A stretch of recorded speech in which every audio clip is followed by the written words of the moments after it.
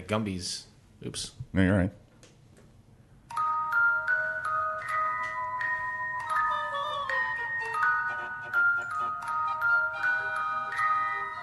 Fakakta Comedy Funhouse Network.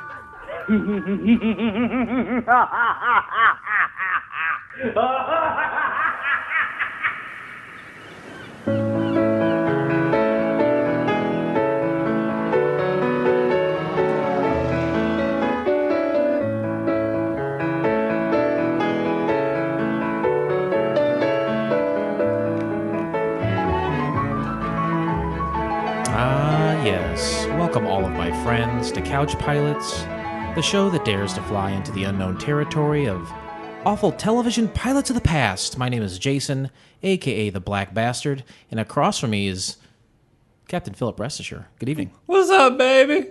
Look at you. What are you so happy about? Just trying to get some different demographic on listening to this show. What kind of demographic would that attract? Large black women. Well, I am the Black Bastard, so... I know. Women are, in my experience, women are attracted to bastards. Oh, yeah. Between me being called that and you calling out in that fashion, we're probably going to attract a bunch of ladies. Right. I've never understood that, why girls tend to love guys that are assholes and, beat on them and treat them like shit. I don't understand. Love it. Oh, they love it. They love it. Do you love it? Do I love men that treat me like shit? Yeah. No. Love you, Dad. And I love you, Captain Philip Restisher. I love you too, but I haven't seen you, talked to you. Hide nor hair. In a coon's age. What now? Hold on a second. What demographic are you looking to attract here? Southerners. Southerners. Because they say that. It's been a coon's age. Now, how long is a coon's age? Ooh. I'm thinking it's like longer than a fox age. Is it shorter than a fortnight?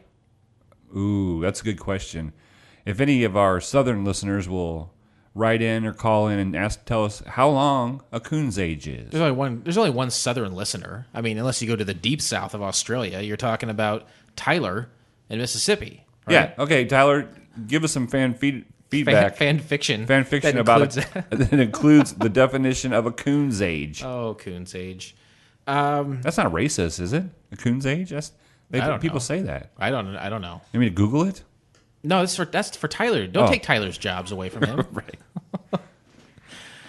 Speaking of jobs, right next to me is a passenger. Today we have a third party. Now, you usually like to have two passengers. That's my forte, yeah. Right. One passenger usually sucks. I say two or nothing. Right. But there's an exception today. Okay, go ahead. Sorry. That's fine. Sorry. What's that? Sorry. We did a show called The Mini Munsters. Remember that piece of shit? Yes, I do. It was a cartoon about the Munsters, but really, as bad as the Munsters show was, this was worse. Yeah, it was like an hour cartoon chopped up into 25 minutes. And it still kind of made sense, but it wasn't that good. No. And on that show, I had my brother Kevin in here. But I have another brother. Daryl? And Daryl. Your name's not Daryl. Is that Newhart? Yeah. Larry, Daryl, and Daryl. Yeah. We are old. Next to me is other brother. His name is Ryan. Welcome to the show, Ryan. Oh, thank you. I am other brother, Ryan. Great to be here, guys. Thanks. Are you the older brother or the younger brother? Older than Kevin, younger than the Black Bastard here. Yeah. Recently, we were going to have a guy on our show, and Blake says, does he know about couch pilots? And I said, I don't think so. And Blake says, I don't want him on the show. I'm not saying any names. Relax. It wasn't you, Ryan. It was not you. He says, I don't want that guy on the show. Or a girl. And then, but my brother, Ryan here, has been listening to Couch Pilots as of late, and really, he's been hitting the multiplier on these frequent flyer points. Sure, the Pachinko machine wakes me up in the middle of the night, and then I see Ryan's name on there, and I'm like, oh. You always complain about that, but you sleep right next to the damn thing. It's on you. Well, somebody's got it's sought after. People want a Pachinko machine. Yeah. We can't afford to have an armed guard. We really can't afford it. We've got all our money dumped into Air Force One, all this money dumped into CouchCon coming up here. Mm-hmm. We're really waiting for all those funds to matriculate. Sure, we're going to have a CouchCon eccentric show here pretty soon and go through some of the details. It's coming up in October. Yeah, this October, CouchCon 2017. Don't miss it. You're gonna really beat yourself up if you do. Right. Stay tuned for more information. Ryan, what has drawn you besides me to the Couch Pilots? Oh, unemployment mostly. Yeah, I think I mentioned that recently. Did you hear that episode where I say that? No, did you? It hasn't come out yet. Oh, whoa, it's coming. No, it's definitely pachinko machine points. I didn't think it was real at first, but now I just know that it's... I took you up and saw it before, Yeah, it's beautiful. Bigger than I thought. We do a tour before. You get to see the captain's lounge. But you had to stay behind the tape. Right. Yeah, I mean, you're not... Everything around here is spacious and beautiful. I'm just very impressed. Oh, well, We've designed it that way from the ground up. Yeah, I mean, we're proud of the show.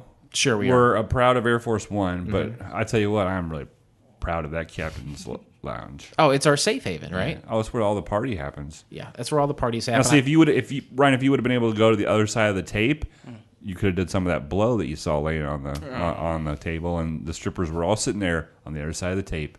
And Ryan's like, man, if I just would have went to the University of Phoenix to be a pilot like my brother, I could be basking in boobs and cocaine. Just like I do every Monday, right here on the FCF network.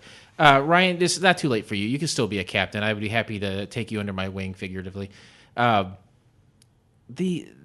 tour that we take them on, it's marvelous. They get to see everything associated with FCF network, everything associated with Couch Pilots.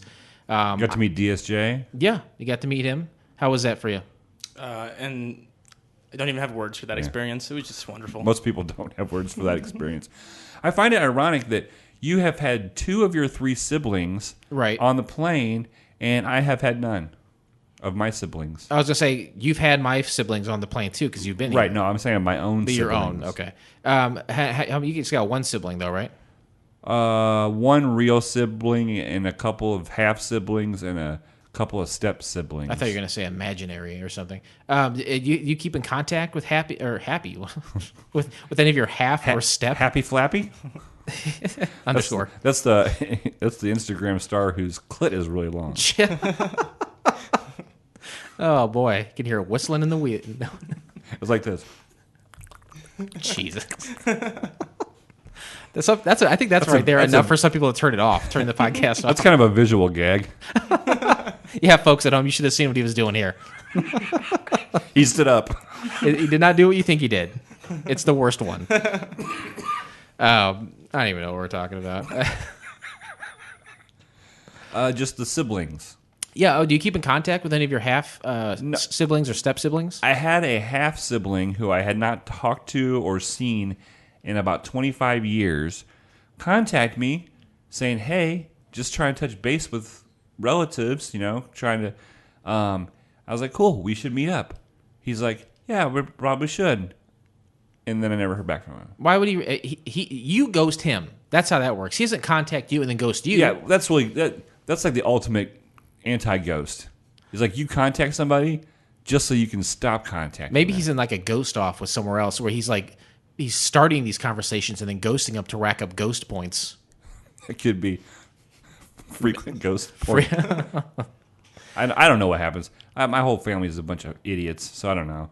My other sibling, I see him almost every damn day for the past 2 weeks. Why is that, though? Well, he was on vacation, and he comes into the pilot's lounge and swims in the hot tub. Yeah, I was going to say, he loves that. He loves that hot tub. Oh, yeah. He has problems counting. You remember that one time I met him? And he said, hey, Chad, this is Jason, my friend. He's like, I don't give a fuck. Yeah, he don't care. I don't give a shit about this. He's a nice guy. Ryan, thank you for cashing in your frequent flyer points. Are you excited to be here? Are you happy to be aboard? Yeah, definitely. It's been a rough couple of months, so this is definitely an upswing for me. Would you say this is a reprieve? Absolutely. Ryan's wait till we land the plane, and then you tell me if it was turbulence. So pretty rough. Ryan is he's a drummer and he's an artist too. Well, no wonder he doesn't have a job. He's a drummer and an artist. I know. Like, what 2 hobbies can I have where I'll never make money? Well, it's like, where can I get the most pussy with the least amount of money? Right. You nailed it. It's a perfect Venn diagram of. But a lot of cities will have like a first Friday where they say the first Friday of the month you come out and you see all these art projects and all these artists do their thing. And Ryan just had a gallery the other day in Bloomington, Illinois, downtown Bloomington, right? Mm-hmm. Yeah, downtown. Yeah, I don't know. Yeah, it was fun. Paintings, sculptures, it's sculpture. Yeah, it is. Nudes. Somewhat, yeah. You see what you want to see. It's Why are you making 15 nudes of Jesus Christ? This is a wheelbarrow and a gear. And I don't mean to cut you off, but if I don't say this now, it won't make any sense later. We were driving home last night. We had some ominous clouds. Mm-hmm. And Ma's like, oh, look at those clouds. I go, yeah. I go, it looks like a vagina with some hair on the top of it. Yeah. Worth it. I was just giving you her reaction to me. Yeah, okay. Another visual gag. Silence and the look of despair. I'm sorry. Go ahead, Ryan. All right, we're vaginal clouds. All right, from there. I don't know. I do a lot of 3D art. It's mostly just found assemblage kind of stuff. I take things that I find in all over the world, a lot of broken all over pieces, the world. All over the world. I should have, Jason, I'm sure has talked about it before. I did a lot of secondhand stuff. So sure. I get things from everywhere, and a lot of times a lot of that stuff wouldn't have a good sales value. So I would just find another use for it. Get out the hot glue gun. Get out the hot glue gun. Yeah, maybe. Yeah, sometimes. Now, did you take some of his talents when you made DSJ's cat from the stuff in your basement? It was that was late last year. Yeah. DSJ had a cat that was 42 years old, I believe, and it died. And that wasn't cat years; it was like human years. Wow. And he had passed away. And I created a 3D assimilation, like you just said. I like that. Or simulage. Simulage, yeah. So it must be in the DNA that you're both doing 3D simulators. That works, yeah. Yes. Ryan, I hope you put your seatbelt on as mandated by the light above your head, and we are going to dig into some fan feedback, if that works with you. Captain Philip, rest ashore. It always works for me. I'm all about it. This is why we do it. Do you want to start with a voicemail, or do you want to start with some just text, like? Let's start with the text. Social media. Social media.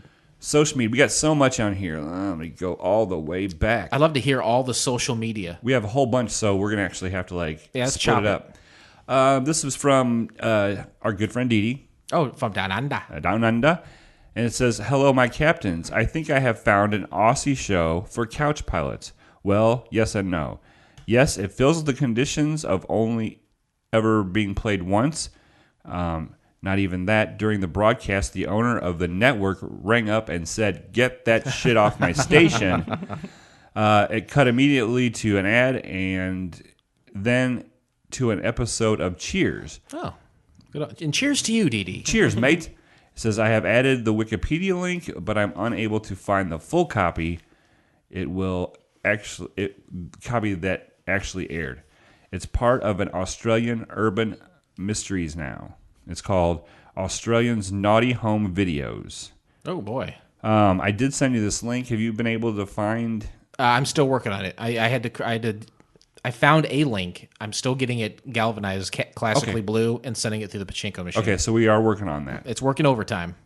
All right. Did she say it's become some sort of legend? Like it's actually like some people don't believe it ever even happened? It's Australian Urban Mysteries. Yeah, wow. Kind of like a Sinbad movie.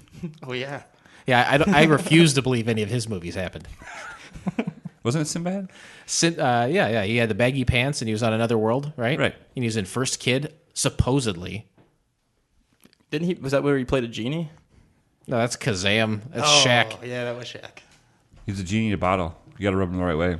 You know what? Enough money, I would rub Shaq or Sinbad any way they want it.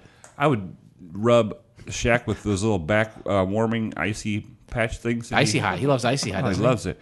We got another one from Thomas Kingston. Okay, sure. And he gave us a link. It says, maybe this will help spark your fires. Ooh. And it's a YouTube video of the greatest shows you never saw, Unsold Pilots. Okay. Well, I'll take a look at it. I know I've got a bunch of those type of links. I may not have that one. I'd love to look it over. So I said, thanks, man. We will definitely check it out. Also, thanks for listening and supporting the show. And he says, where the heck are my frequent flyer points? That's at least 10 points worth of comments. And I put, yes, for sure. I was hungover this morning when I replied. We will add 1,000 points to your account. Well, he's smart, though, because what he's doing, he keeps adding to the conversation, which keeps racking up more points. It's a classic move. He says, damn, son, now I'm swimming in points. And I go, we take care of our frequent flyers. I said it just like that. Good. We'll do one more set, and then we'll go to the voicemail. Yeah. Who else is contacting the Couch Pilots? This is another Didi one, which we love. We do love her. Don't stop. But She posted. She did not post this on Couch Pilots. She did not post this on her Twitter. She posted this on her personal page and incorrectly linked us. But since we're friends now, I saw it. It says, tragedy! Headphones broken. That means no podcast, no music, and sob, no Monday night Couch Pilots. All I have is my own mind. Can I face reality? And then she showed a picture of like an old-timey medicine bottle, brain salt. Brain salt.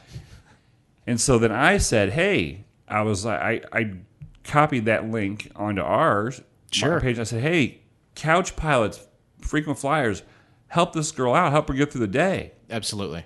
Let's get this woman some headphones. I wonder how she broke them. I didn't want to say, hey, give this woman some headphones, but I did say, hey, come on, guys. And there was a couple people that did post, hey, thinking of you, sorry, for your loss or whatever. In response to her headphones being broken. Sure. Okay. And Body Butter Jeff. Yeah. The soap man. Soap man. Yeah, that's him. Come together with your hands. Yeah, he posted a picture of Cube Morphine. It's like an old-timey ad for... So he saw your communication with Dee Dee, and he says, you know what, I'm going to throw my hat into the ring. And say, hey, you can also use some of this to get through the day. There you go. So Dee Dee then put, Blake, you and Jason need to market this, a direct feed Couch Pilots implant. That way I wouldn't be in the fix that I'm in the day. And so basically there's a picture of like this... Some sort of pod or patch on someone's head. Yeah, and so it's a direct feed of podcasts. So I think we really need to think about going into business. By all accounts, I am not a smart man. That's apparent. Right, yeah, thank you. High five that. But I look at technology like that, and my brain just goes wild. I think, what are the possibilities? I don't want to know the moral ramifications. I don't want to know the technology behind it. I just want in. I want in, and I want Dee Dee to have what she wants, what she needs. Mm-hmm. Couch Pilots every Monday. Right. Absolutely. All right, here is a voicemail. Oh, this is of my top 30 favorite parts of the show is the voicemail. The voicemail, I'm sorry, is my favorite part of the show. Hello, all my friends at the Couch Pilots podcast. It is yet again Plinko M. Sheen. Thank you for playing my last voicemail. I have gone back and listened to past episodes in search of my long lost family of mechanical devices. Why do you have two of them? I would like to be reunited with them. I can assure you I am able to take over the show if I wanted, but as I am a no-violent mechanical device, I have no intent to do such a thing. As it stands, I am stuck in a room filled with what I can only assume is art of the Orient. Please help me to be with my mechanical family once more. As for the points I have been getting, please only use those for my transport to what I hope is my new family. Wow.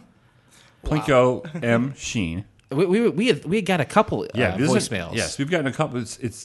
It's tearing up the voicemail number for sure. It's tearing my world apart. Tearing up my heart when I'm with you. The show is built on the back. But when we are apart, I'm glad you're dead. Ryan, you've been listening to recent episodes of Couch Pilots. Have you heard the voicemails from Plink? Is it Plink M. Sheen? Now, how many times has he left them? 3. This is the third one. Yeah. Have you heard all of them? No, I haven't heard the other ones yet. You got to check them out, bro. Literally, bro. You're my bro. He's not just being a black bastard there, like you are his bro. Every time we get a new voicemail from him, I feel like we're pulling back a little, like another layer of what this is. To me, we're guessing. We're sure. Along the way, we're like, what is happening? Yeah, we thought it was our Plinko machine for a while there. We did. It's not. Whew. Thank God. You said there's others though, right? Right. There's 3 that we know of. There's 3 that we know of. There's one at Holiday World, Splash and Safari in Santa Claus, Indiana. Mm-hmm. There was one at the bottom of the sea. The bottom of the North Atlantic in the Titanic. Oh, of course. But Biggie pulled that one up and restored the whole thing, so we have that one. And then we have the original pachinko machine that's in my bedroom. Right. Mm-hmm. That you sleep next to. That I sleep next to. Thank God it's not sentient and out for evil, or else it could have squashed you. Sex with my wife. It could have sex with your wife. So she's like, sentient sex would be better than sex with you. I'm sure of it. I'd rather get fucked by a robot. Here goes Tobor. That show hasn't come out yet. No, it is. Tobor. Oh no, is that it? It was this week. Oh, that was this week. Oh, so we know there are 3 pachinko machines out there. Now, what do you think this one is? Do you think this is a separate one, or do you think this is the one? Are the good people in Santa Claus, Indiana, that control Holiday World hoarding away art from the Orient as well as a pachinko machine? I think that this is a big farce. I think this is an internet scam to try to infiltrate our frequent flyer point system. Okay. And to do their bidding. It could be Donald Trump for all I know. You know what?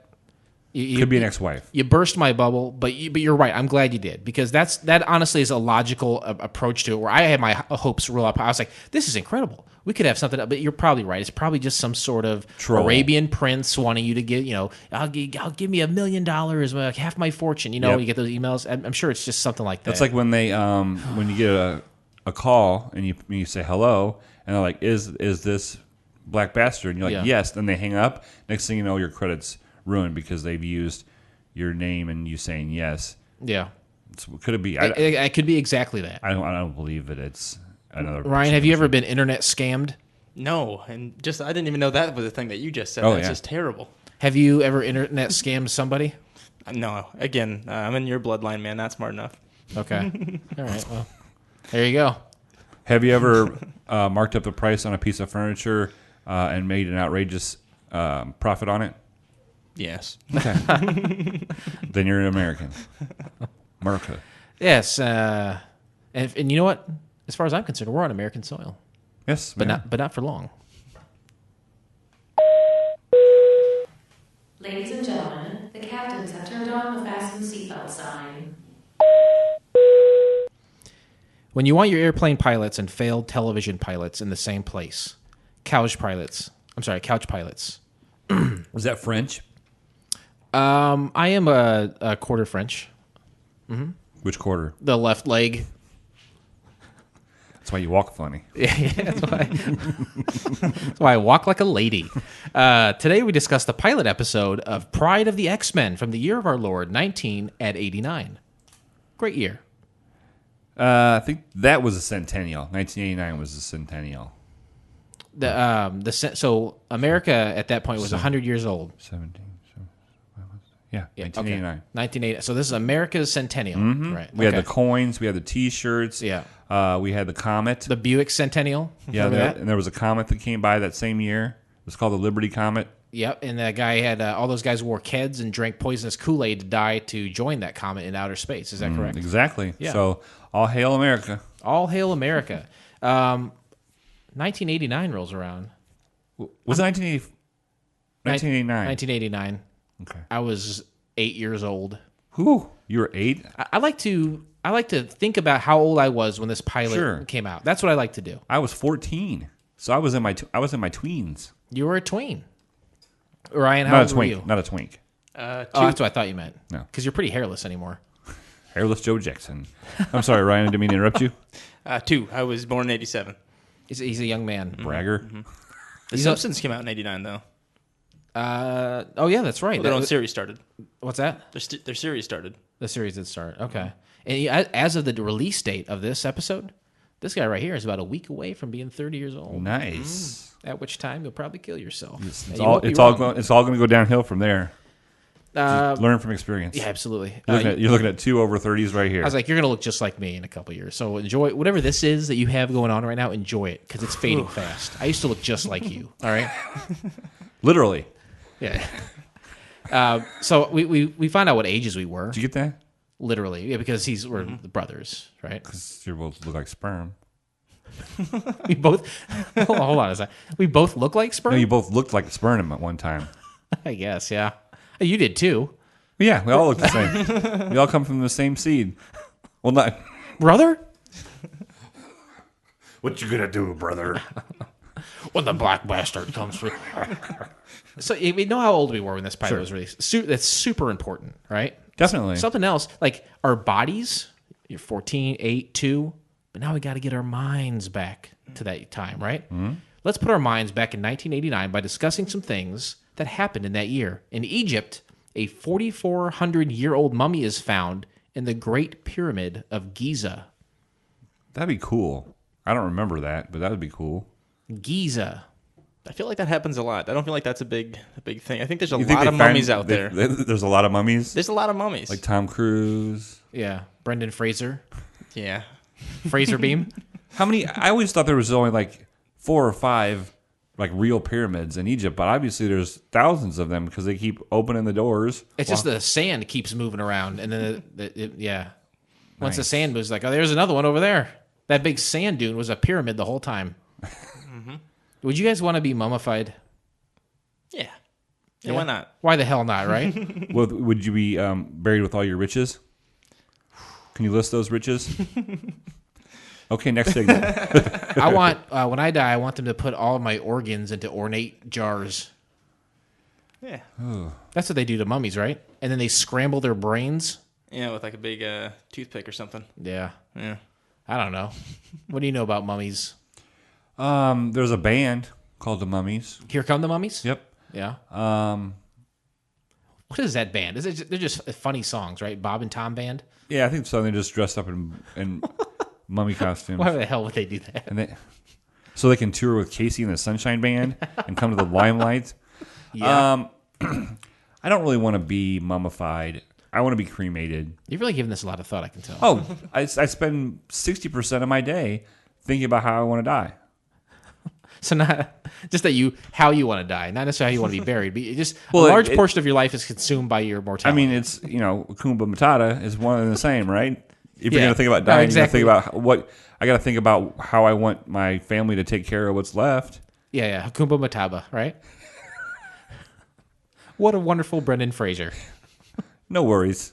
Just burn me up. I would like to have one of those Viking funerals. That would be pretty cool. I want to be put into a pyramid and then set it on fire by a Viking. Wow. Nintendo begins selling the Game Boy in Japan. Never had a Game Boy. I have one as a novelty right now, but I don't play it. It's just on you can see it. It's like in a tech museum of some kind. Yeah. My house is a museum of the damned. What is that? Is that your dog upstairs? Could be a mummy. I don't know. It must Hold on be. a second. Is this the same Air Force One that JFK died on? Yeah, it must be the dog. LBJ had sex with his open wound. Oh, no, That's just we're not. It's not that kind of show. That was no. I was just reading the description of that Aussie show, Urban Legends, that Didi was talking about. Oh, That's what that is. That was unrelated to the. Did you know in Japan they don't call it Japan? They call it Japon. What? And you know what they call Germany in Germany? Deutschland. Deutschland. Why? How do we get these names? translations. Yeah, that's right. First release of Microsoft Office, which was a bundle of Microsoft's Office applications such as Microsoft Word, Excel, dependent on the version you purchase would depend on the applications you are included. To me, I don't want to live in a world where I don't have Microsoft Office. Now, that back then, that was probably had the paperclip guy that you can never get to quit coming up when you're writing on. He's always Microsoft so Word. goddamn happy, too. Oh, yeah, he's bouncing, happy as could be, but never really could help you out. He's like, I can show you how, but you have to follow these clicks. Yeah, I don't want to follow nothing. I don't, just give me the answer, fix it on the screen. If you're smart enough to appear out of nowhere, you're smart enough to just fix it. You know what I'm doing? Just say, do you want this thing? Yes or no? And I hit yes, then Sure. you do the thing. And then you bounce away. Ryan, a paperclip obviously annoys the hell out of Blake and I. What icon would you like to see guide you through, Microsoft applications? Oh man, any kind of AI friend is great. I liked the paperclip. You did it right. You had a meaningful message. You His wanted to eyes were help too people. big. His eyes were And too big. Shifty little Terrifying. shifty little bastard. What about you, Blake? Didn't they also have a like a paper airplane? I want to think. Oh they yeah, had- he'd unfold himself into other things, Right. like origami himself. Yeah. I We saw don't that. need to see all the animation. Just give me the answer. Right. My time is precious. Yes, just figure out how to autocorrect when I spell clitoris wrong. Oh, jeez. What does that sound like?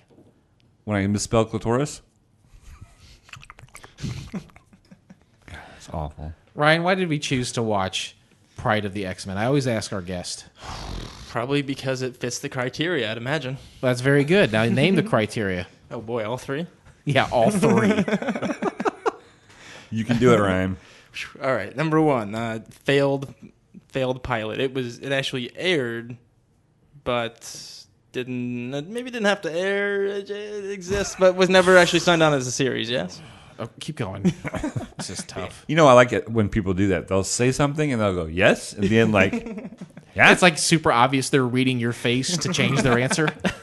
And then we went to the store. I mean, to Lowe's, to the car wash. Yeah, yes. Yes. That's one. No, all That's right, about number point two. three. Keep going. Number two, you gotta. It's got to be available to people for free online. Oh, Somewhere. People smash those together a lot. There's a lot of smash. It's got to mouth. be available. People smash mouth those two together quite a bit. Somebody makes two rules into one rule on Couch Pilots Podcast. Where can you find what? You not happy with that? I know. It started off great. You're no Wayne Brady. I'll tell you that much. You can find the entire episode of Pryde of the X-Men by subscribing to Couch Pilots in iTunes or your favorite podcast app of choice, and then click on one of our classically blue links in our show notes, or download the app for Daily Motion and check out all of the commotion. Flight attendants, prepare for takeoff, please. To the skies. You're not gonna. You need a. Was that a using your wedding ring to open beer bottles? Yeah, Is that why you got married? that's the only reason. You could have just got a keychain, you know? Hell of a lot cheaper than a wife. Hey. Summary of the pilot. Just as teenage. So he's going to get a cut on his finger one time. He's going to go home. His wife was like, what? You get the bar trying to take that off and you get it ripped and cut? It's like, that's exactly what happened. No hiding it then. What's that? Two brothers, Domaine DuPage. Domaine DuPage. That's right. Is that now that was? Dumaine Dupree? I was gonna say that was Morgan Freeman's best friend at Shawshank Redemption, wasn't it? Can you do it? I'm a man who can get things. A man who would get something for my good friend Domaine DuPage. Wasn't Dupree? Jermaine Dupri. Can you imagine Jermaine Dupri? We'd go into the studio, lay down some tracks. Red was here. So was Jermaine DuPage. The summary of that pilot. Just as Teenage Mutant Kitty Pryde is welcome to the X-Men, the team of mutant heroes are called into battle to prevent Magneto and his Brotherhood of Evil Mutants from crashing a comet into the Earth. Wow. Great summary. That summarizes just enough that I understand the summary of the pilot that we watched. Yeah. Yeah. And you know what? Some would say we spend as much time on this show talking about summaries as you do off the show thinking about your own death. Well, it's a touchy subject. Your death or the summary? Oh, not my death. It's plain and simple. Going to happen. The date is soon. set. Yeah. Coming around the bend. Coming around the bend. No, but summaries are very, very sticky, right? They're a sticky wicket. Wiki. A lot of times you get a summary and it's like 3 sentences and it has nothing to do with what you watched. Sometimes you get these big, fat, juicy summaries that just go on and on to where you don't have to watch the pilot because it told you every single detail. So there's a fine line in between those two to make the perfect sticky icky. I think Forrest Gump said it best, right? Life is like a summary. You never know what you're going to get, right? Yeah, and you're absolutely right. From summary to summary, it's a crapshoot. I'm clearly not smart enough to write a summary on my own. I lean heavily on the intranet, and when it fails me, boy, do I look like a fool. But with this one... Right. I don't even read the summaries you prior to because it takes away from the experience and my ability to judge it from here. Just like the voicemails that I hear when you play them for the first time to me. I like to respond on the spot and enjoy them and take them as they come. Sure. All natural. That's right. Just like his pubic hair. It's unruly, some would say. Oh. Ryan, what did you think about Some that do summary? say. It has been said about my pubes that they are unruly. Ryan, what do you... I think it's a fair summary. No, I was going to ask you about my pubes. Oh. When was the last time you saw him? Count to 3. Back to the summary. So recently then. You're right, though. I mean, I think if you had read it beforehand, it does mention the comet, and that doesn't come up until like 2/3 the way through the episode. So it would ruin something for you. It would. Do you like... do Do you like your summaries kind of juicy, a little cushion for the pushing, or maybe a little bit trimmer? Bony. Something that you can grab and throw around a little bit? I like to throw it around. I Yeah. want to be surprised. Yeah. I don't want to know what's up. You want to take control of that summary and really, really give it to it, right? Just really pound the hell out of that summary. I like that. Yeah. And this is good because I think we're all in a jovial spirit. And that's right why now. I don't like long summaries, because my summaries are not long. That's right. Keep them short and sweet. Right? Summary and done. This is great because we're all laughing around, having a good time. Because the next part of the show is it's very serious. Yeah. It's called Interesting Facts. There's a rule that is in effect. Conrad rule. Ladies and gentlemen, please stand for the Conrad rule. Standing for it now. Interesting Facts. Ryan, what do you know about this section of the show? I'm drawing a blank here. Help me out. So Ryan says, I'm listening to your show week after week. Does this phrase fit? It's air apparent that he doesn't? Earbud? How are you accumulating all these frequent... Are you just pressing play and leaving the room? No. Because you can trick the pachinko machine that way. Wow, Yeah. I didn't know that. A lot of people do that. That'd be, yeah. Now, Interesting Facts is a section of the show where we say, hey, here's a link to the show. Watch it, enjoy it. Yeah, of course. But there's other things that you don't know just by watching it. And that's where this captain comes in right here, right? Nice. I say, what else is out there? What else is out there about the Pryde of the X-Men that you don't... Was something on my hand? No, I'm trying to... Am I disappearing like Marty McFly? No, I don't Did have someone change the past? I don't have my glasses on, and it looks like you have little bunnies all over your shirt. Oh. And I was going to say, that's super gay. Well, it's octopuses. Oh, those are cool. Okay. In the gay clear. Okay, so basically don't comment on the facts. Know that the section is only called Interesting Facts. The facts themselves are true, and nothing you think or say about them will change them, so don't taint anyone else's experience, right? What? You said taint. I did say it. Damn it, I promised myself I wouldn't. Much to the disapproval of many you. fans. What's that? Taint you. How can I say taint and welcome? You're welcome. Yeah. Hold on. This show is built in the back of his back. Oh, shit. You got a little bit on his octopus. Much to the disapproval of many fans of the comic, Wolverine is portrayed with an Australian accent. Ironically, the role would be played years later by Australian actor Hugh Jackman to great acclaim. Fact. That's a fact. That's a fact. That's a fact, Hugh Jackman. And I actually got it wrong because I was, while watching this, a little foreshadowing here, is I marked something down in regards to his accent, but I didn't write Australian. Okay, So, we're but going to dig into that. When Dee Dee watches it, she'll probably go recognize it. Well, I would love to get Dee Dee's response on this, being of Australian descent herself. Has she ever met a Wolverine? Yeah. Has she ever met Hugh Jackman? Right? Yeah. I don't know. Maybe. Maybe she knows Russell Crowe or Men at Work. I'm sure she sees some weird ass shit out there in the car park when she's cleaning it at night. I wonder if that car park like butts right up to the Outback, and then you just got some weird shit happening out It's a there. steakhouse delivery. Yeah. Butts right up to Outback Steakhouse. Fucking bunch of bloomin' onions just right there for the pickings. Is that where they come from? Yeah, I'll eat the shit out of one of those bloomin' onions. They're so good. I had a bloomin' onion once, and I think, okay, it's a whole onion chopped, dipped in batter, and fried. But you're telling me that they grow naturally in the Outback? And they're already spiced and everything. That's so good. Oh, we got to get to Australia, man. We do need to go. Funding for this pilot came from the budget for RoboCop from the year of our Lord 1988. Instead of making a 13th episode of RoboCop, Marvel Productions decided to use their funding to have TOEI Animation produce the animation for this pilot instead. So you're saying there was a RoboCop cartoon that had 12 episodes, they had some change left, so instead of making a 13th episode, they made this? That is almost exactly what I just said. Yeah. Wow. I didn't know there was a RoboCop cartoon. I never saw RoboCop. You never saw the movie? No, I've never seen. I wish I was making a joke. I'm not. What are the movies you said you've seen before? Tombstone? Tombstone, Encino Man, Fast Times at Ridgemont High, I was just thinking about that on the way over here. That's so weird. and Mr. Spicoli. And the one that I used to get sex all the time watching. Inception. No, that was your buddy. Oh, Memento. He's the guy that sex to Memento. Oh. Movies are just too much of a commitment.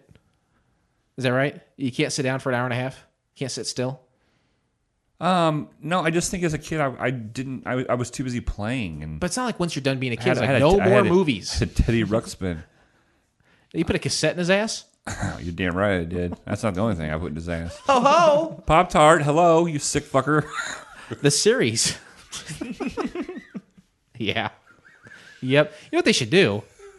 Because I hear that hipsters are like down with cassettes. They should make cassettes that look like Pop-Tarts. Right? They have. They just came out with. I saw a commercial with new Pop-Tarts. They're Jolly Rancher Pop-Tarts. Oh, God. Molly the other night was like, "Can we get any further away from it being a breakfast food? It was never... It can't even be categorized as food, I think. It's a pastry. It's a food stuff. You start with strawberry Pop-Tarts, right? And you put a little icing on there. It really climaxes to me at the s'mores. That's it. They're great. After the s'mores, you're jumping the shark there on it. Dr. Pepper, Orange Fanta or whatever that was. Orange Crush. I'm getting my orange crush. Is that REM? I guess. I don't know. It's Don't, either that don't or even- it's either that or Dave Matthews. I can't tell the difference. There's a wild difference between the two of those bands. Ryan, what's your favorite Pop-Tart? Oh man, the s'more is really good. RoboCop. Do you think RoboCop had a Pop-Tart? I hope so. The series for which this pilot was intended to launch never materialized. Shortly after this pilot was delivered, Marvel started having financial issues and stopped work on just about everything but Muppet Babies. That's hilarious. Marvel was working on Muppet Babies? Do they own it? Well, they may have at the time. To me, that's a match made in heaven. Marvel and the Muppets. It's funny. Jim I can Henson. just envision that conference room. There's a bunch of guys in suits sitting around. It's like, well, we got about 30 grand left before we go bankrupt. What should we focus on? And somebody puts their hands up. Dump it in the Muppet Babies, sir. You got it. Frank Welker, Neil Ross, and Dan Gilvezan had previously worked on Spider-Man and His Amazing Friends from 1981. Gilvezan had played Spider-Man, Welker had played Iceman, and Ross played Wolverine. So 3 voice actors worked previously on another Marvel cartoon. Okay. Fact. You doing okay here? I'm perfect. It's tough, isn't it? It's keeping up. You want to comment, don't you? Don't you want to comment? I did want to say, did you see Well, that? Oh, okay. go ahead. I was just saying, be careful because you can't comment on the facts. But if you got something you want to add, go ahead. This is before the episode started. I watched it on YouTube. I think Blake said he did too. what to do, dude. Did you see the Spider-Man commercial at the beginning? Oh, voting- we'll be for- talking about that. Okay. Voter registration. We'll wait on that one then. Pride of the X-Men was intended to be the test pilot for X-Men from 1992. Now, was a popular series, but this is separate from that. Did you ever watch that growing up, the X-Men cartoon? No, I was never into superheroes. The title Pride of the X-Men is a double pun both on Kitty Pryde's last name and the movie Pride of the Yankees from 1942. Kitty Pryde. If you say that too fast, what does it sound like? Kitty Pryde? Kitty Pryde? Kitty porn? Jesus, man. According to story editor Rick Guess we'll go to Hoberg, Subway. the story editor gave Wolverine an Australian accent due to the Australian fad going on at the time, and it was planned for Logan to be Australian in the comics. However, Logan remained a Canadian instead. He's a Canadian guy. Huh. This is the only time Dazzler has been a member of the X-Men in an animated feature. Who's Dazzler? Which one was that? Dazzler was the chick with the short hair and the headband who Oh, was just threw little red balls. Yeah. yeah. Well, they said that she took sound and turned it into. But wine? I never saw her like. Does she make the sound? It didn't really explain it very well. I love a woman who can make a sound into wine. Served as the basis for Konami's X-Men arcade game, classic arcade game. Do you ever play that one? It's like you got 6 players. You could be 6 dudes at once. Never play that? No. What did you do with all your time? I socialized with Jason, and that's why. That's why you hit the century mark yourself? Right. Yeah. Yeah. If you would have been playing less video games, watching less movies, you'd have a lot more fucking and done. Fair enough. The pilot itself is most specifically influenced by issues number 129 through 139 of the Uncanny X-Men. End of interesting facts. That was a lot. That was a lot to take in. So many interesting facts. The next section of the show is called Twitter Responses. Twitter responses. Hopefully, Jason probably won't have no Twitter responses. I don't really, but what I do have is a lot of retweeting and favorite tweeting from the voice of Pyro from the show, Pat Fraley, who apparently is a voiceover god. I mean, a lot of these guys, if you look at their credits, they have a couple hundred. You know, there's a tight group of people who just constantly work. Sure. And this guy is in his 70s. He's still killing it. Well, he was great when he was with Kiss. Oh yeah. Was he the cat? Yeah, I think so. What's his Twitter handle? Catman. Do. Okay, thank you. Yeah, you betcha. Anyway, we got a handful of people. That's voiceover, TV show reviews, Society of Art Voice, Voiceover Secrets. All these different places retweeted us. Wow. And liked our tweets as a result from Pat Fraley being contacted by the Couch Pilots to say, hey, we appreciate what you do. You want to add anything to the show? He did not, but he did help us out a little He bit. liked it and retweeted it, so Hey, that's good enough for this guy. Sometimes actions speak louder than words. Oh, without a doubt. Actions speak louder than let's try this. Hey folks, this is Kevin from Let's Try This, a podcast with me and my wife Steph, where you will find out that we are anything but the conventional couple. We tackle subjects like professional wrestling, reality TV, and we'll be trying new things like weirdo healthy foods from the section you pass in the grocery store. We think we're funny sometimes, well, at least I do, so we hope you think we're funny too. You can find Let's Try This on the Fakakta Comedy Funhouse Network at fcfnetwork.com, as well as all of your favorite podcast apps. Let's try this. Because why not? I defy anyone to give me one good reason why not. Exactly. What else are you going to do? Ryan, you're not working nowadays. You know, obviously, your wife goes and supports your whole family and pays all the bills. So why not just put on your headphones and listen to some Let's Try This? Or do like you do on our show and hit play and then walk away from it. You're right. No excuses. Yeah, Let's Try This. A great addition to the FCF network. If you like your conversations in-depth and awkward, especially when it comes to reality television and professional style wrestling. And they're really focused on Big Brother right now. So if you're a big fan of Big Brother, they're very Big Brother centric. Did you ever watch that show, Big Brother? I've watched it a couple times in the past. We started to watch it. Yeah. We made it through the first premiere, and it was like an hour and a half long. And the only thing that's going to get me to come back to it is the humongous boobs. There are so many boobs. Do you think it just should be called Big Boobs instead? Oh, yes. Do you think that's what George Orwell was really writing about? I don't know who George Orwell is. Is that the guy who wrote... is it George? Not George Orwell. Orson Welles? Who wrote 1984? Orson Welles did the... George C. Scott. No, that's not it.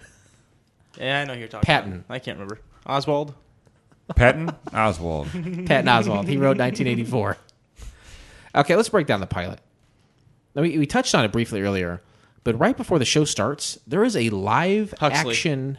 Aldous Huxley. No, that's that was it. That's totally him. That's not him. All right. He is a writer, but I think that's how he wrote that. Atlas Shrugged. There's a live action Spider-Man at the beginning of this pilot.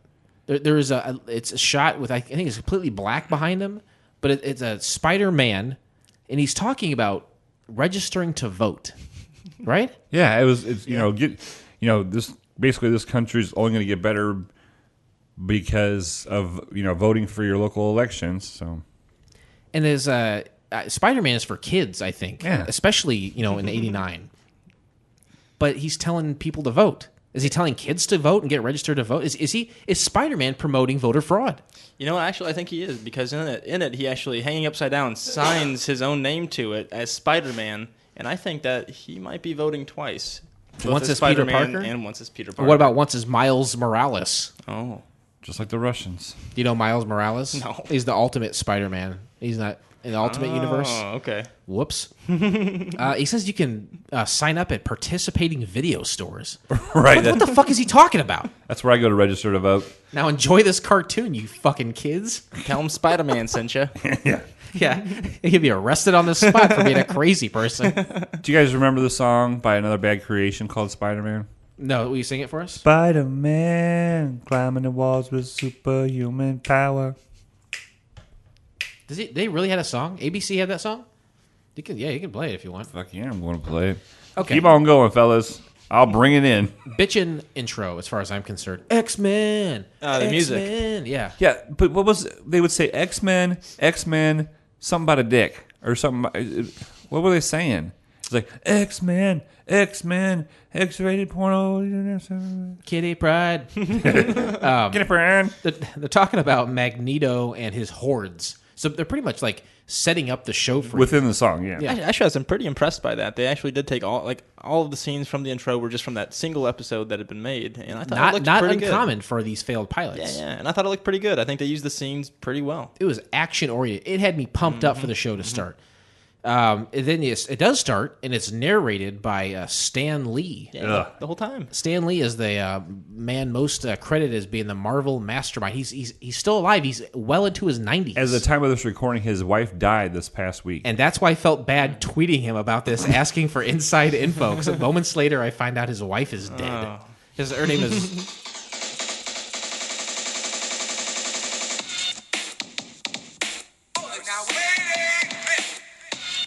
Yeah, when it drops. Intro violation.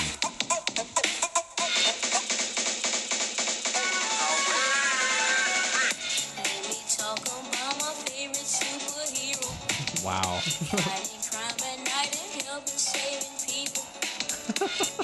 We're going to listen to it until it drops.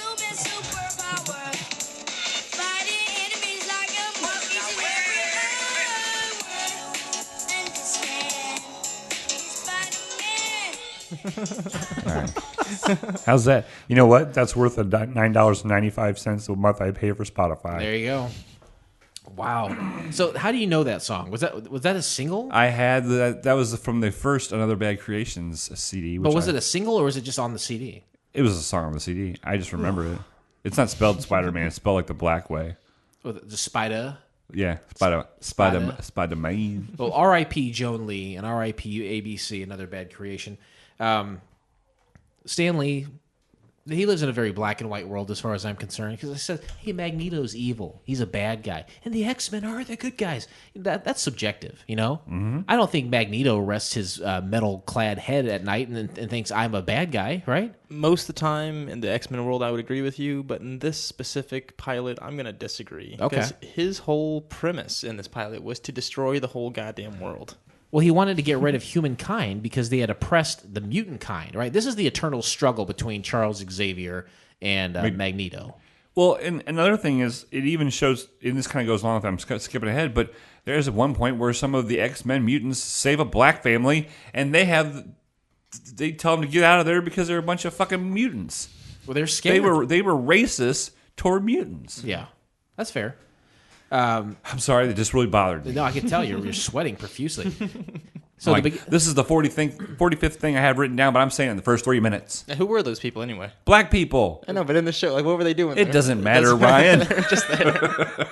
They were helpless black people. It starts with Magneto being transported by the government trying to escape. At this point, in a tanker, like a gas tanker. Yeah, something that Magneto, all these mutants have powers, right? They have superhuman powers. Magneto he's the master of magnetism. He can control metal, right? He can make metal do things. He can put metal under his feet and then fly away if that's what he wants to do. And so here they're putting him in some sort of container where he cannot use his powers. Sure, and he's got like these pink, like electric things going around him, so he can't move. It wasn't the container. He was in some sort of electromagnetic field or something they had him trapped in so that he couldn't use his powers. Yeah. So they trapped. They were moving him. I don't know where they were moving him from, and I don't know where they're moving him to. And there's doesn't matter. The Colonel Chaffee. Colonel Chaffee's like belittling him because he's got him, captures his. He's like belittling him and talking crap to him. Probably my favorite character of the show. The captain? The corporal? It was awesome. He was your classic. He had the cigar hanging out of his mouth. He's like, oh, you fucking X-Men. I don't want it. You fucking mutants. The world. You mutants suck ass. I will say that the original airing of this was about 11 p.m. on HBO. So, yeah. He was insulting him and everything. And then he gets word that the convoy, because there's a whole convoy to transport magnesium or whatever his name is. And that's a convoy song. Oh. You need to go at the beginning of it. I would have understood. Some storm chick. I don't know what her name is. That's the White Queen. The White Queen? Yeah, she was hot, wearing less than a bikini, right? There was Rockman Love was driving Lamborghinis. She frees Magneto, but they don't kill anyone. They say 1989 rolls around, you can have a cigar in a cartoon, right? I would love to see a cartoon of Spider-Man today and see if J. Jonah Jameson would have a cigar. He's supposed to have a cigar, right? Mm-hmm. But I bet they would take that away because they can't smoke anymore on TV. Sure. Mm-hmm. Well, and she makes this the highway turn into quicksand, and so there's all these army jeeps and all these army guys sinking down into a sand. And I don't think that was really happening. No, it's an illusion. Her mind is powerful. Mm-hmm. What the fuck? That's right. She even fooled you. That's right. She even fooled. Oh no. Mind blown right now. A cartoon from 1989 just blew my mind. Anytime that someone even in the smallest position of power is belittling a prisoner or someone being tied up, that person's going to eat it. Oh right? yeah. Well, that's interesting too because the guy who was what was the captain's name? The guy with the cigar? Chaffee. Chaffee. Yeah, like Corporal. Once Magneto, a hole is blown and he's able to escape, he doesn't kill the guy. Just throws him. And he like takes him and he like binds him metal or something, just like tosses him onto the side of the road. Yeah. And then the guy immediately calls him a killer. He's like, "Oh, Magneto, the killer just got away." He's like, "Dude, he just let you live." Right. He just let you live. All he did was crush your machine gun. That's right. Cuts to the next scene. You got a taxi pulling up to what we don't know at the time, but it turns out to be the X-Men mansion, the school for the School gifted, of Rock. the School of Rock. And inside awaits Jack Black. Jesus. Jack Black Jesus. Yeah, so like the taxi, she says, "Can you wait here for me or something?" He's like, "I'm not waiting here. This place creeps me out." I'm like, "A mansion creeps you out?" I think he knows what's behind those doors. He shouldn't know what's behind those doors.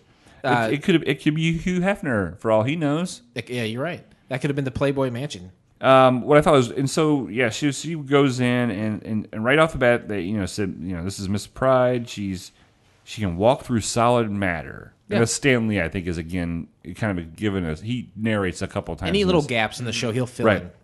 And so she goes in there, and all of a sudden she is met by a ghost. Oh no, it's a hologram.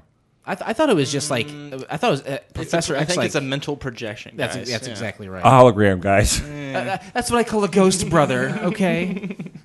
I guess we have to have a little discussion after this about between ghosts and holograms. Well, before we go into that, actually, I was curious. I noticed that obviously the show is called Pryde of the X-Men, so it's kind of centered around Kitty, which I think is interesting. Is that going to be the whole series? Is it going to be the whole series? Would it have? That's the big question. I don't think. know. It could. But I also noticed this is a big thing too. One time years ago, I remember you told me something about how there's like this quintessential formula for a successful series, and you have to have the main character be a very normal, usually white person that has nothing interesting or exciting necessarily about their life, but then everyone around them is the more interesting characters. Usually, they take up all the different things that you'd want in the show, the comic relief and the romance, everything, and I think this is a good example of that because she is probably got the lamest power as far as like visually goes for the show, and she's just a very normal person, and then every other single person in the show is from another country, right, accent. They all have different accents. They're all from different places. They all have very interesting backgrounds, and she's just kind of like this average person that the average viewer, I think, could kind of familiarize with and get themselves into that position where they're thrown into a cool situation with all these interesting characters. So thinking about that offhanded remark I made, who knows when, you applied that to this show and thought maybe she really could be the main character if this series had gone on. It made sense, especially since it's called Pryde of the X-Men. Kitty Pryde's definitely her last name. Kitty Pryde just sounds like a porno. I'm sorry. But anyway, come to find out, spoiler alert, she's 14 years old. Mm-hmm. She's extremely She shows tall. up in a taxi at a strange guy's mansion and can walk through solid matter. It really, minus the walking through solid matter, it really does sound like the Playboy Mansion. Thank you. Professor X meets her, kind of walks in. Hey, go this way. Follow my ghost. It is definitely a ghost. And follow my hologram.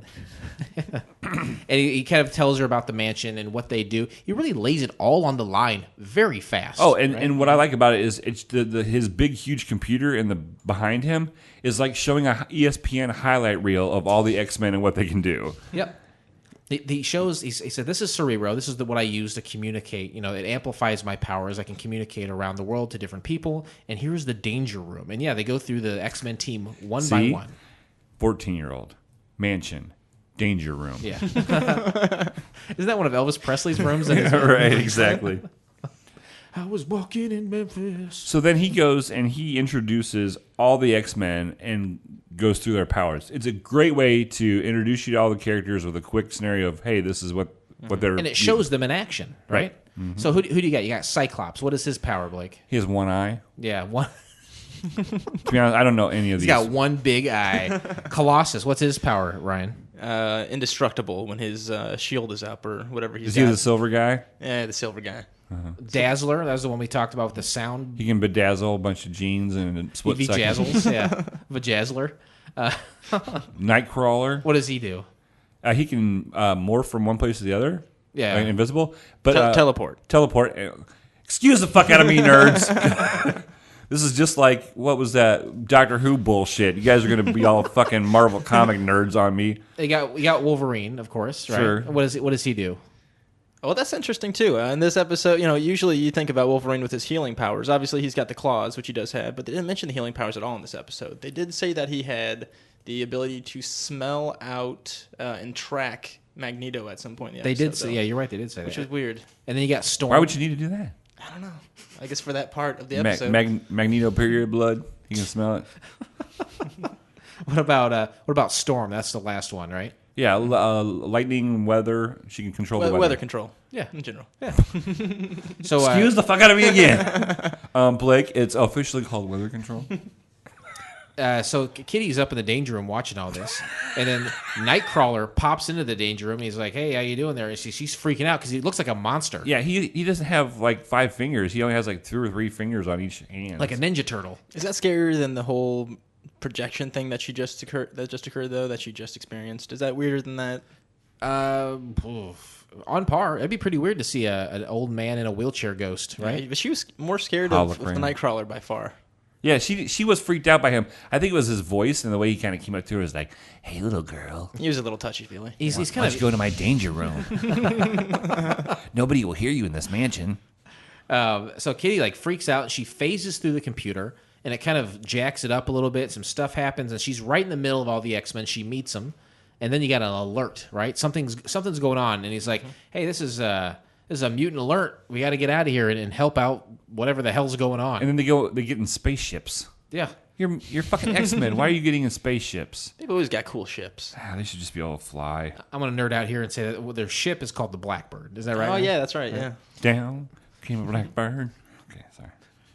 Then it cuts to the Juggernaut and Magneto. They're like hiding behind a bush or something. They're like, "Hey, it worked." Yeah. I don't know what the hell they did. It's got to be the biggest bush ever. The Juggernaut's a fucking wall. I think. And they said, so what they do is they attack the X-Men mansion at that point. Yeah, and isn't Juggernaut like the stepbrother of Professor? Yeah. And they really nail that in, too. They think they call him stepbrother between each other like 6 or 3 7, times yeah. in that next scene. You're always welcome here. It's just not your friends you keep. I'm like, that's what I say to my brother all the time.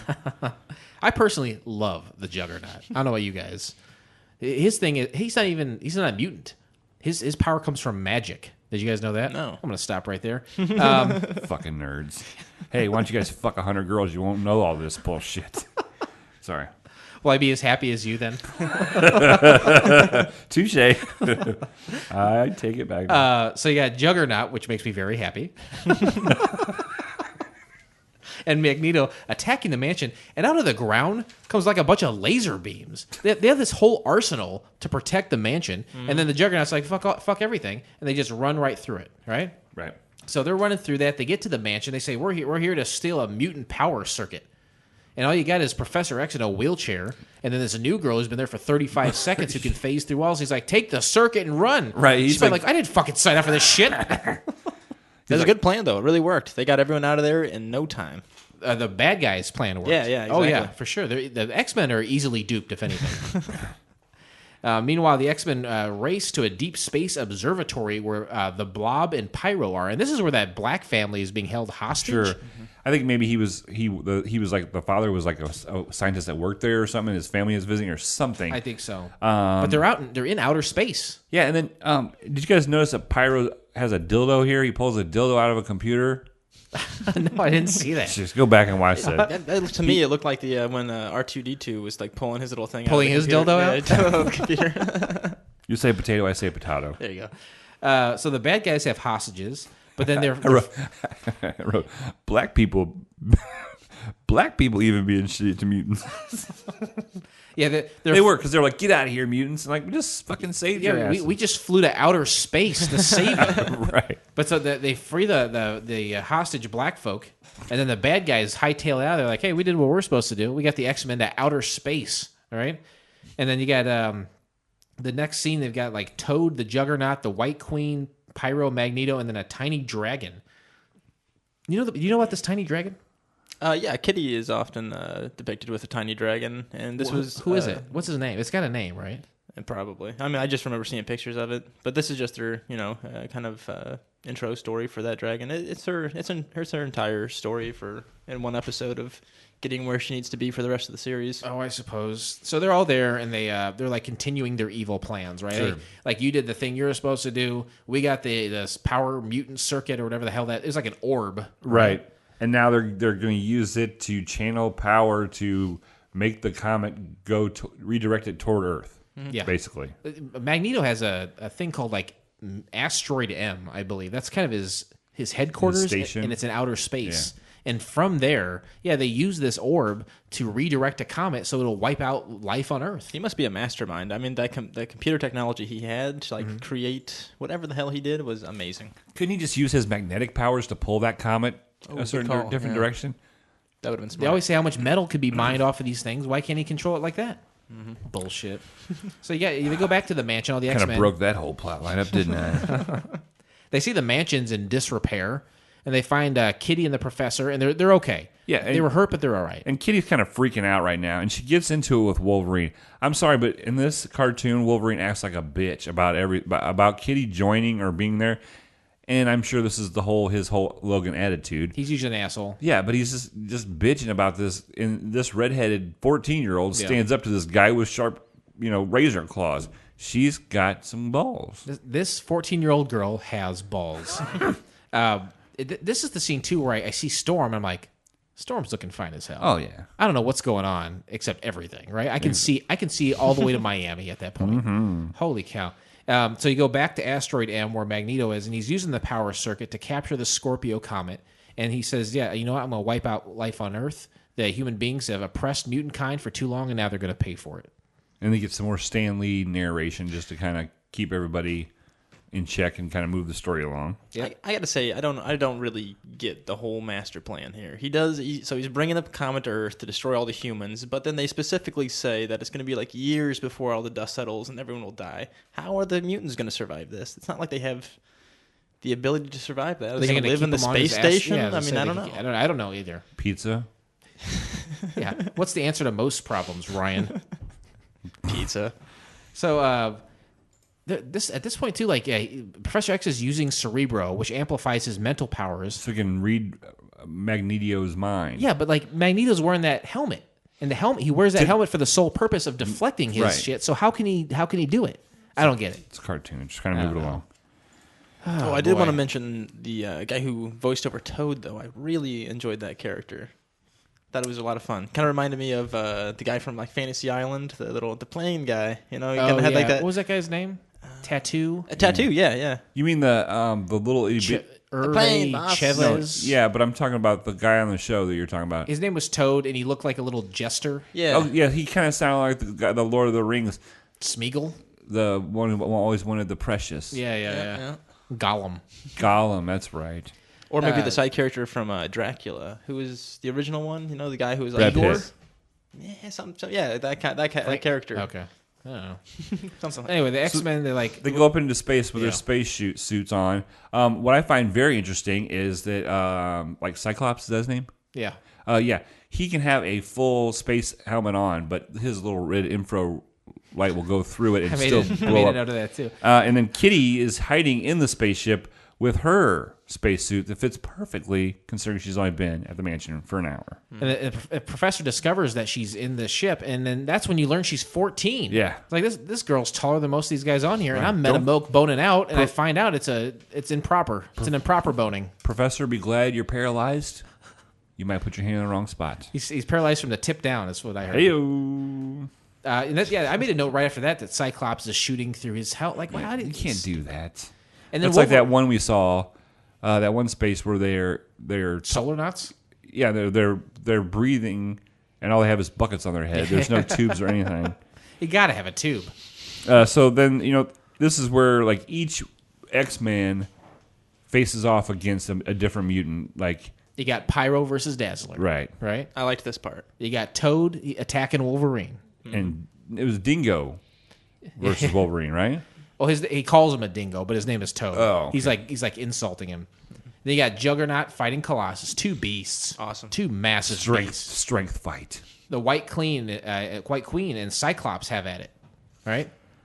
Never hit a lady. I'd be shooting that top off right there. Nightcrawler goes versus the Blob, Yep. which was the easiest of the fights. There was no shooting. There was no superpowers. Just Nightcrawler was like, I disappear, walk by you, reappear, because the Blob is super stupid. Also makes me wonder why he didn't just teleport to the end right away. Right, yeah, exactly. And then there, Nightcrawler is face to face with Magneto. In 3 minutes, the Earth is going to be destroyed. Yep, and so Kitty shows up too, and she attacks. She like knocks over. He's a wall of muscle. This Magneto, and she like tackles him. Yeah, she's only been working with the X-Men for about 45 minutes to an hour. Yep. She's already going up against the Man. And when she attacks me, like falls over and uses his powers and accidentally destroys the circuit. Right. Mm-hmm. So then Nightcrawler goes up there and somehow, I think his suit was like the Conduit? the conduit between the 2 points that are broken. right, and then they redirected. To come to like his headquarters to like destroy Magneto's headquarters. Right. No, I thought it was to redirect the comet. It was to redirect the comet into the headquarters instead of hitting Earth. You guys are fucking nerds. Because we watched it.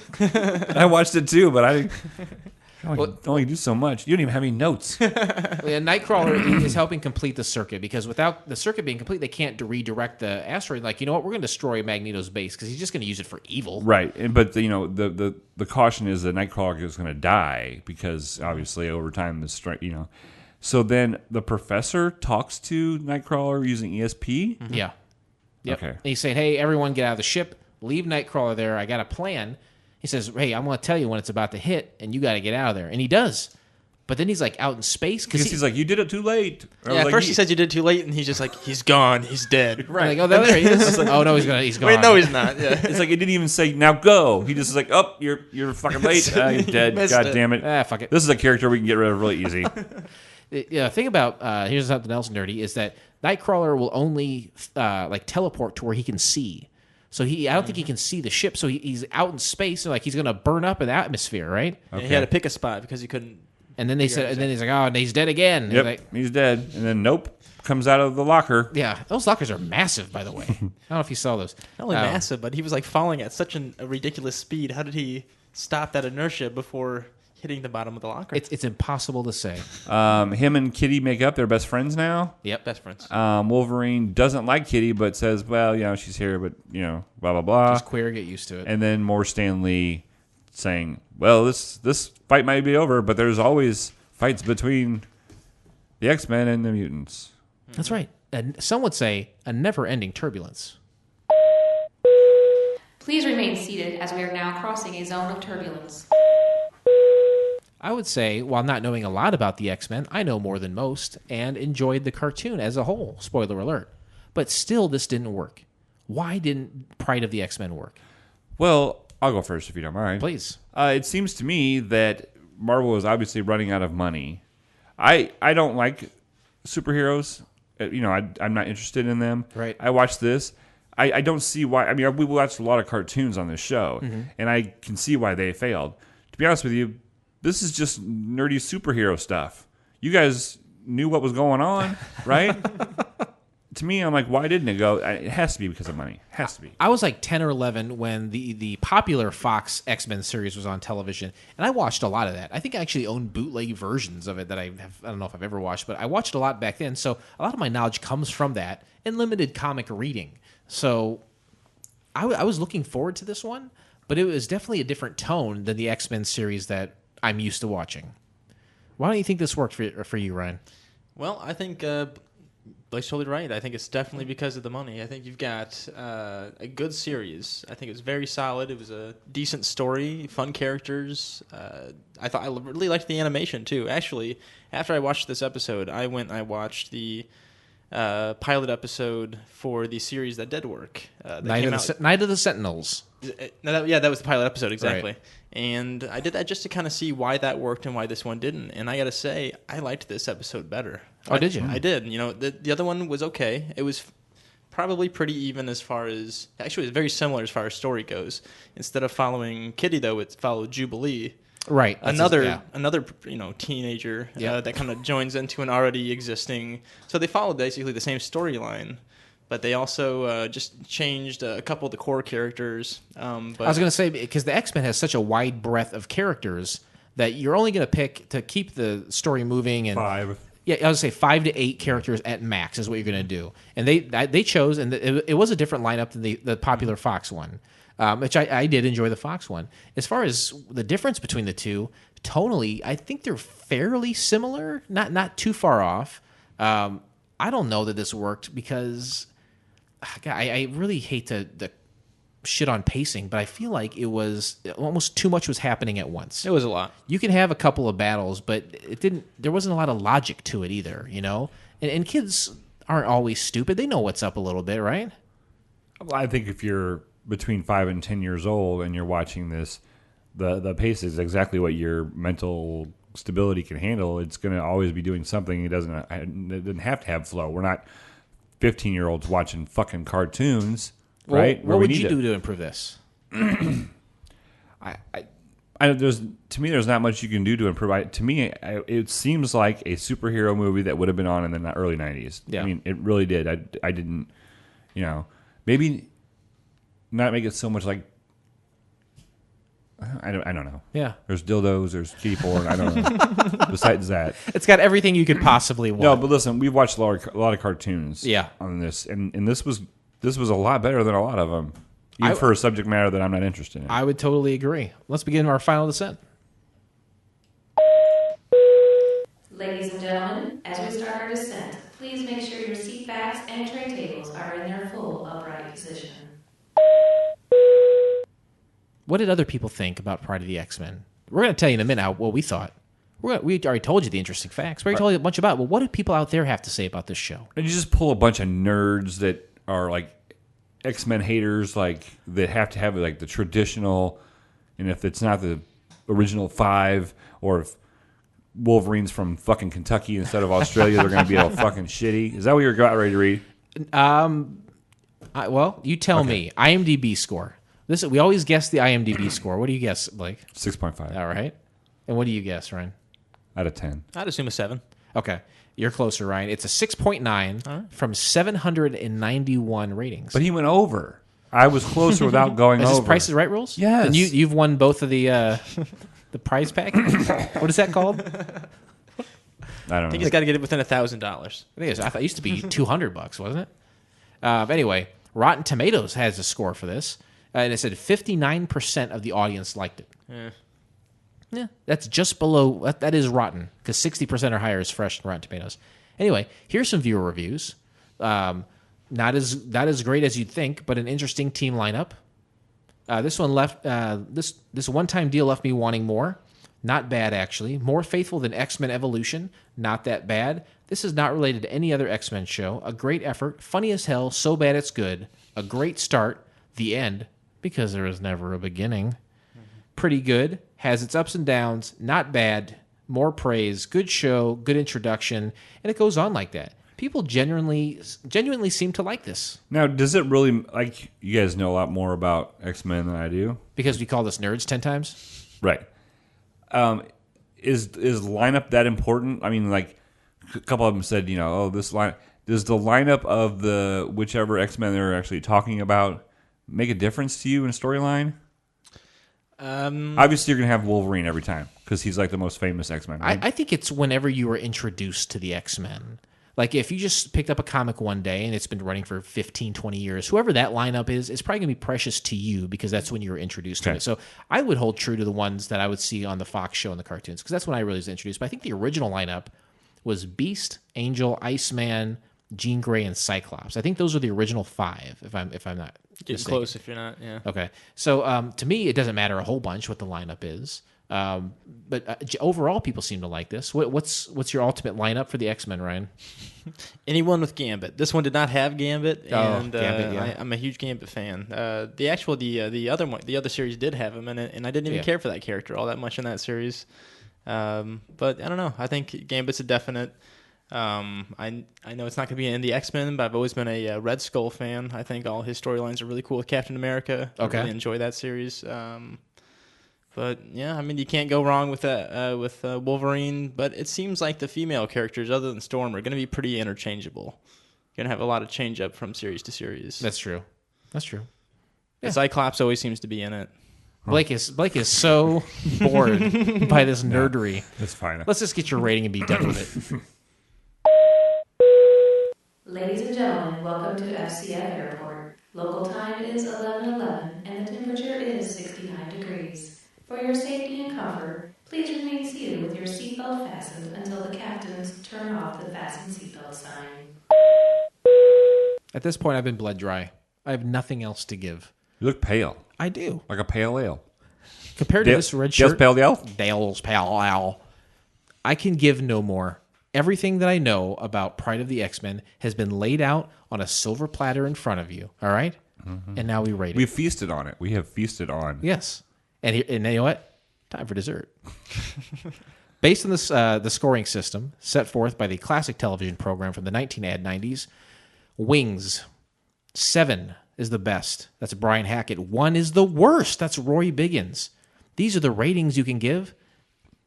Captain Philip, rest assured, I turn to you. How do you rate Pryde of the X-Men? Okay, it's a cartoon from the late 80s. It was superheroes. Yeah. It made no sense to me. I didn't see anything wrong with it. I really didn't, even for a not an avid fan. So I'm not going to pick it apart like some people would. You know what I mean? I'm not naming any names. You know what I mean?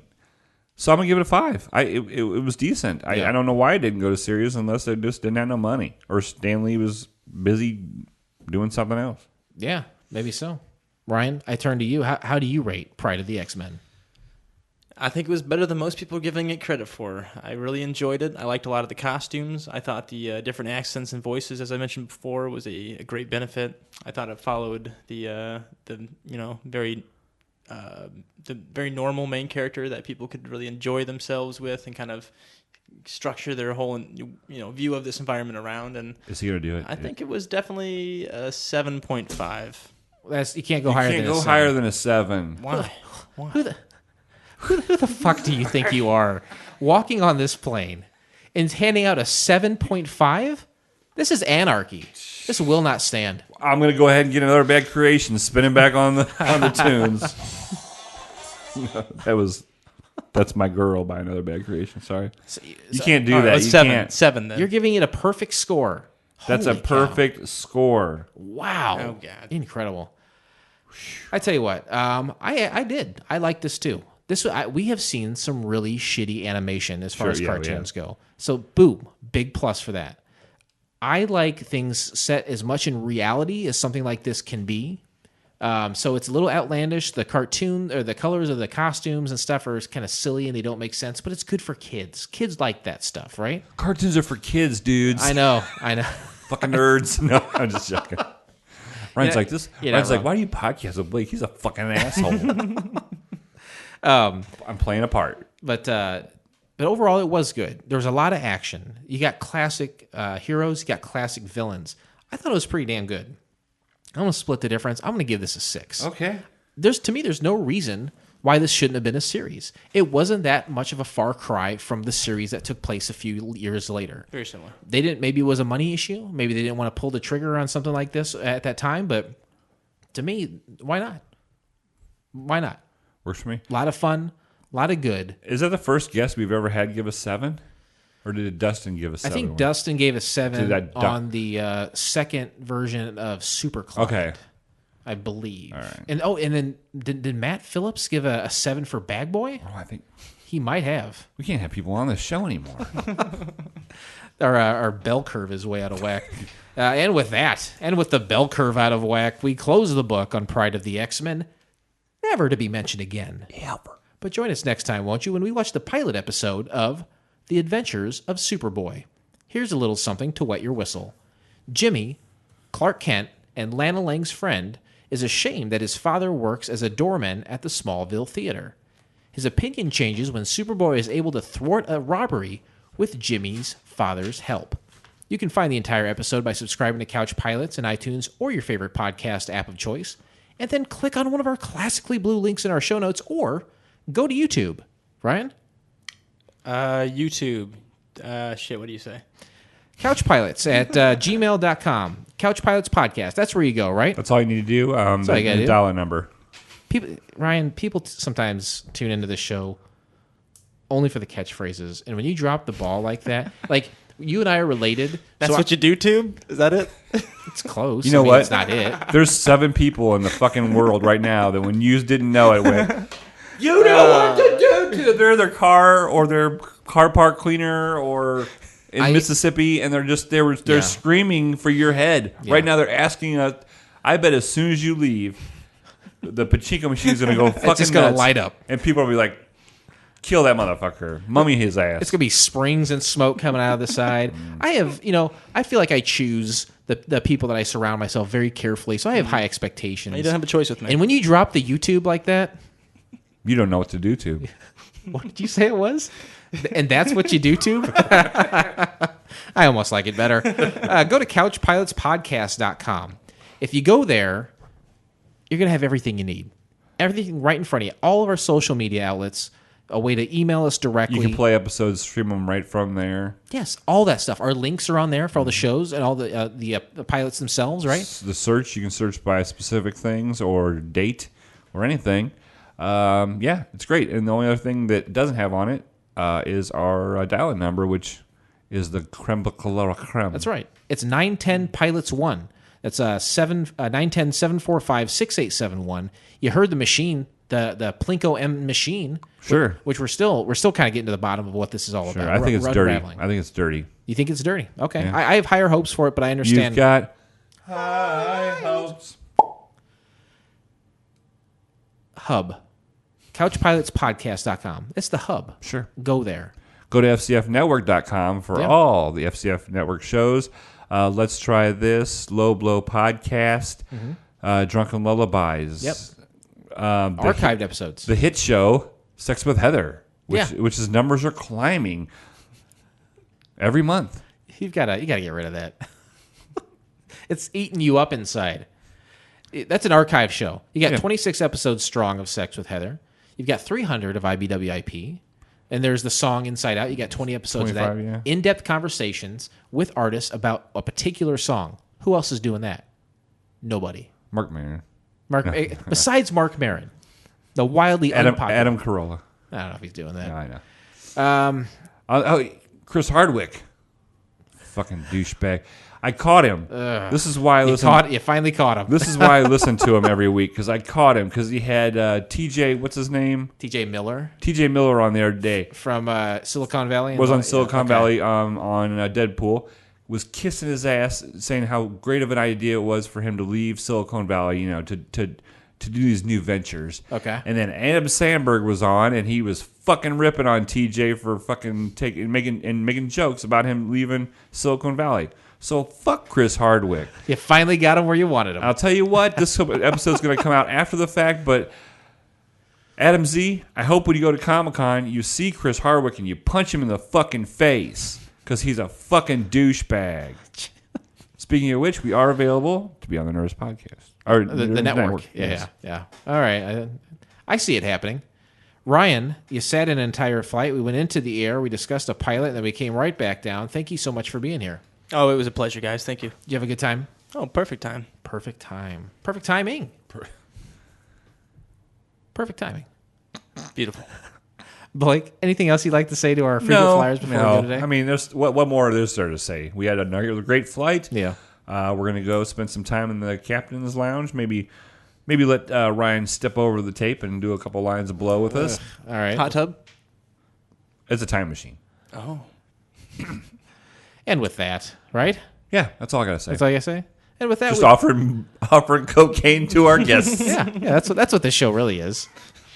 This pilot may have been rough, But it's always a smooth flight here on Couch Pilots. Thanks, everyone, and we'll see you next time. You got it, dude. And that's what you do, too. On behalf of Couch Pilots and the entire crew, we'd like to thank you for joining us on this trip, and we are looking forward to seeing you on board again in the near future. Have a nice day.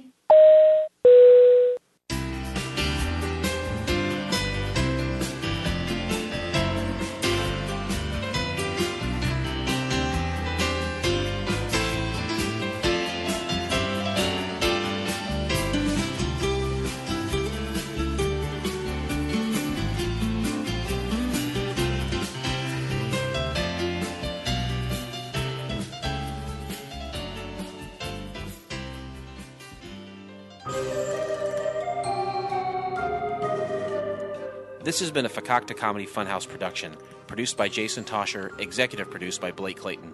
For more information and content, go to fcfnetwork.com.